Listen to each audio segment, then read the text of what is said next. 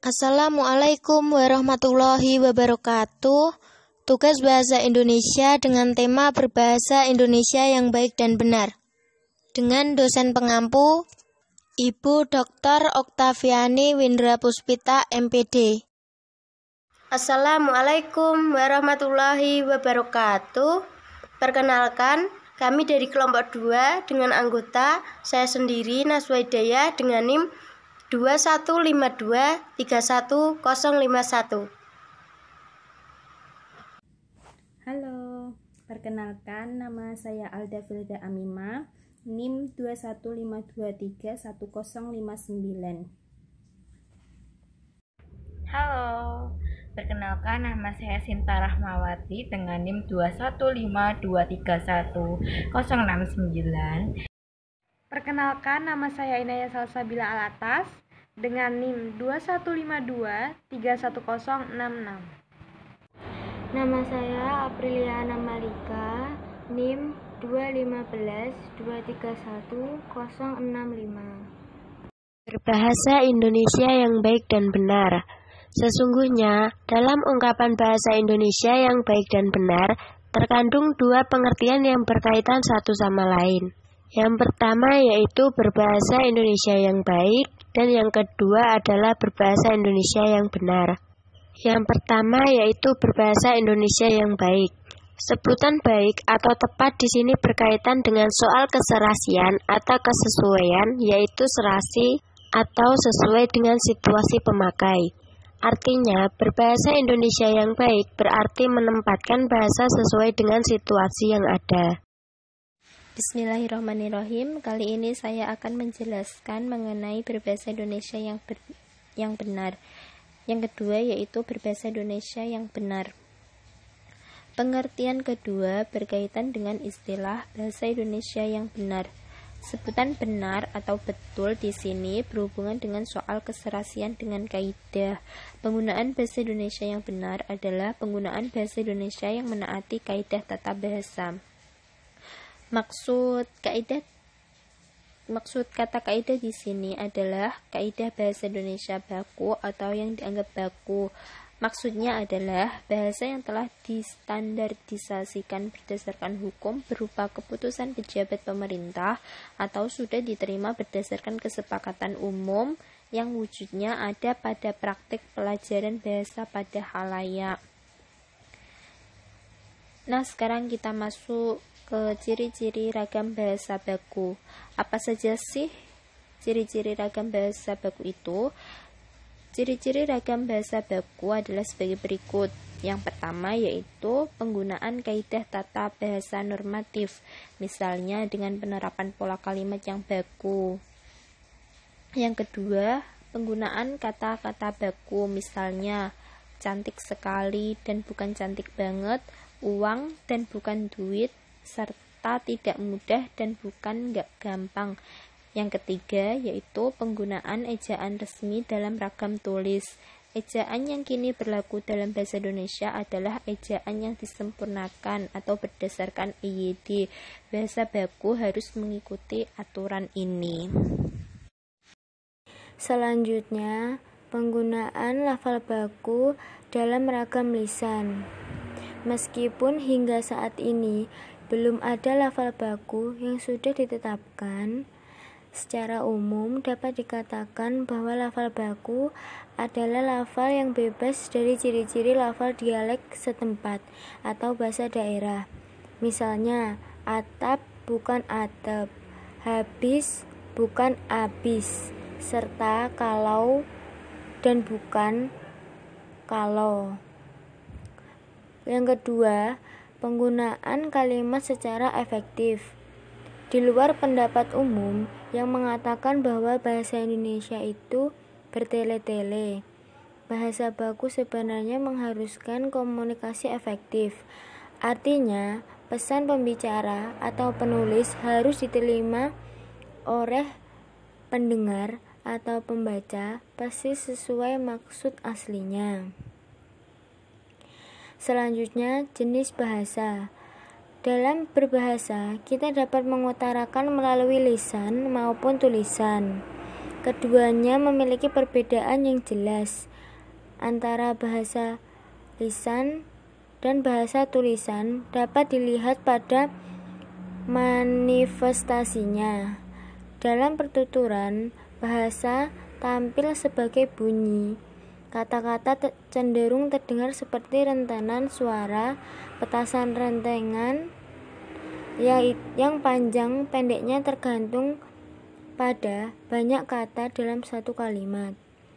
Tiap kata dan tiap kalimat terdengar saling menyambung nyaris tanpa jeda. Dalam tulisan, tiap kata ditulis terpisah oleh sama kata atau sama lain. Kata-kata dirangkai jadi kalimat. Rangkaian kalimat jadi paragraf. Sekian paragraf menjadi satu tulisan. Dan dengan cara itu, satu atau beberapa unit informasi dapat dipahami oleh pihak lain. Penjelasan dari berbahasa secara lisan. Berbahasa secara lisan memiliki ciri-ciri sebagai berikut. 1. Disampaikan secara lisan. Yang kedua, berhadapan dengan mitra tutur. Yang ketiga, langsung mendapatkan balikan dari mitra tutur. Dan yang terakhir, kesalahan ucapan dapat langsung diperbaiki. Berbahasa secara lisan juga memiliki hal-hal yang perlu diperhatikan, yaitu situasi. Kita perlu memperhatikan situasi di mana kita sedang berbicara. Apakah kita di situasi yang santai atau formal? Yang kedua, mitra tutur.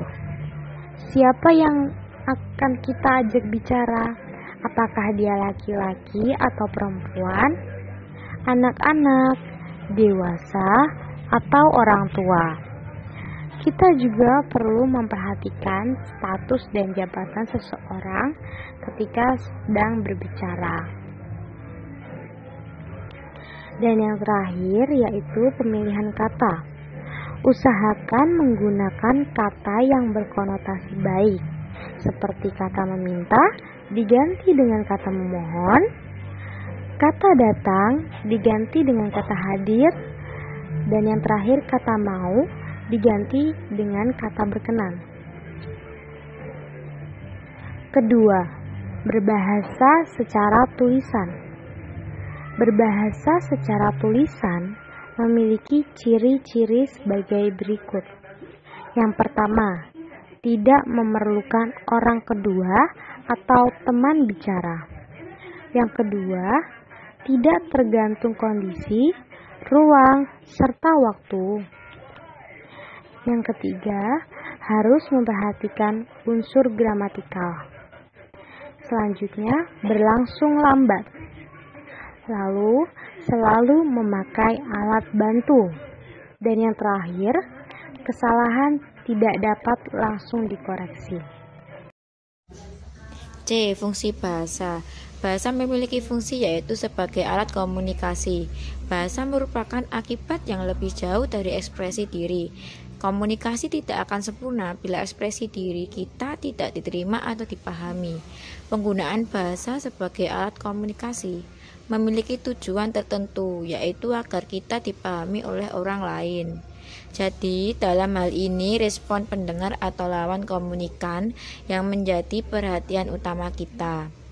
Bahasa alat komunikasi. Bahasa merupakan alat untuk merumuskan maksud kita. Dengan komunikasi, kita dapat menyampaikan semua yang kita rasakan, pikirkan, dan ketahui kepada orang lain. C. Fungsi bahasa.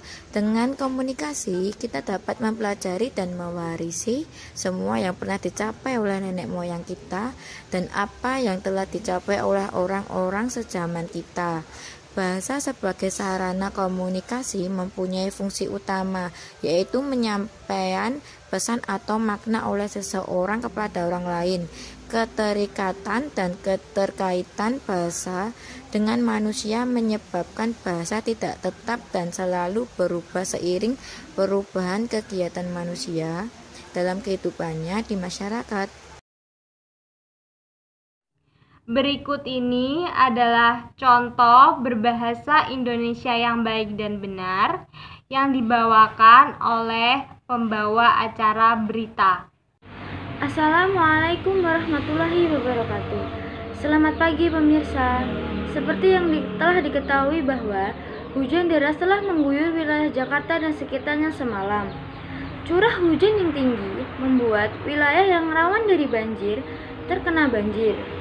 Salah satu wilayah yang rawan dari banjir adalah Karet Semanggi, yang saat ini tinggi airnya mencapai tinggi dada orang dewasa. Saat ini belum ada laporan korban jiwa terkait bencana ini, dan beberapa warga masih ada yang belum dievakuasi.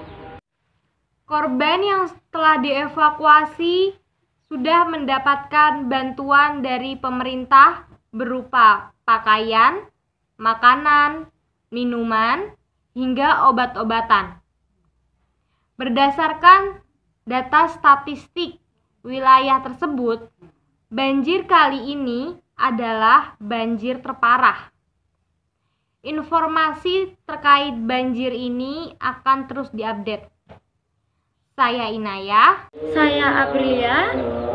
Melaporkan dari studio. Wassalamualaikum warahmatullahi wabarakatuh.